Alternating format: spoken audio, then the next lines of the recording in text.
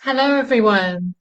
So the topic for today's video is all about feeling wanted by him or her and how intoxicating that can be. Have you ever experienced this? I mean, it doesn't have to be just with an intimate partner. It could be with a boss. It could be with a friend. Uh, it could be with anyone, to be honest.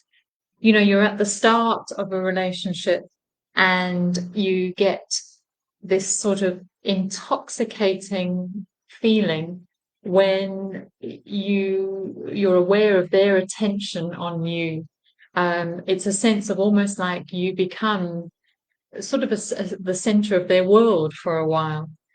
And the signs of their wanting you and desiring you in their life, in their world, in their organization or whatever it is, it just feels so great. And why does it feel so great? Why can it sometimes be so overwhelming? Well, I suggest two things here. Uh, it's triggering. Why is it triggering? Well, first of all, it's a momentary relief from your own inner world where it's dominated by a low self-esteem. And when you're dominated by a low sense of self-esteem about yourself, uh, you're going to be looking outside of you for some way of remedying that. So when somebody else comes along and gives you attention and maybe flatters you or shows that they're interested in you in some way, shape, or form, it's a momentary relief and a sort of moment where you step back and think, oh, maybe I am lovable. Maybe there is something about me that is of value. So it can give that momentary relief. It makes up for the lack of feeling lovable within you. And when there is a big lack of self-love, um, it's going to be even more magnified when somebody shows some interest in you, some attention, um, some sort of desiring you in any way, shape, or form. It becomes intoxicating. And it's intoxicating because it's an attachment trauma. It's addictive, where all addiction comes from. And these feelings that we often have with people, whoever, these intoxicating feelings are just as addictive, probably even more addictive than actual substances.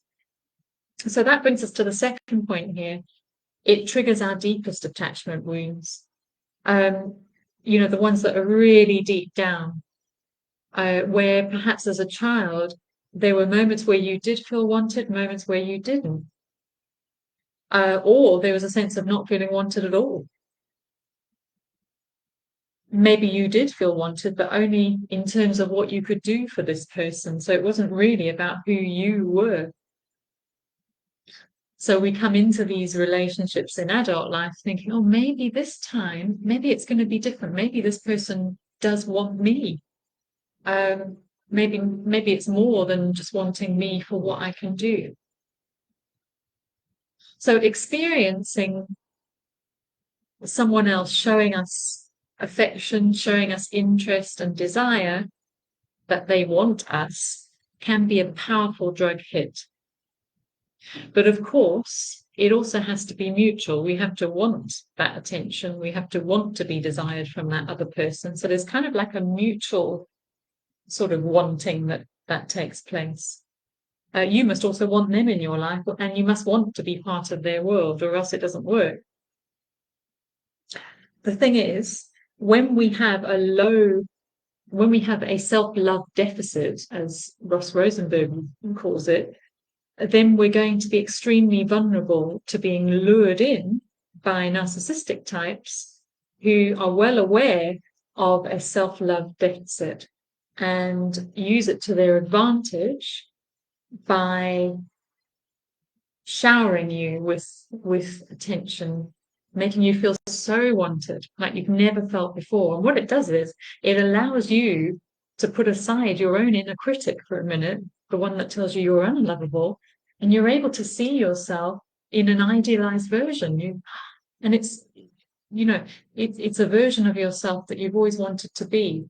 And so that's what makes it so powerful, and so overwhelming at times. However, with a narcissistic type, the ultimate aim, unfortunately, in these relationships, is you go through that period of being wanted only for them to start unwanting you.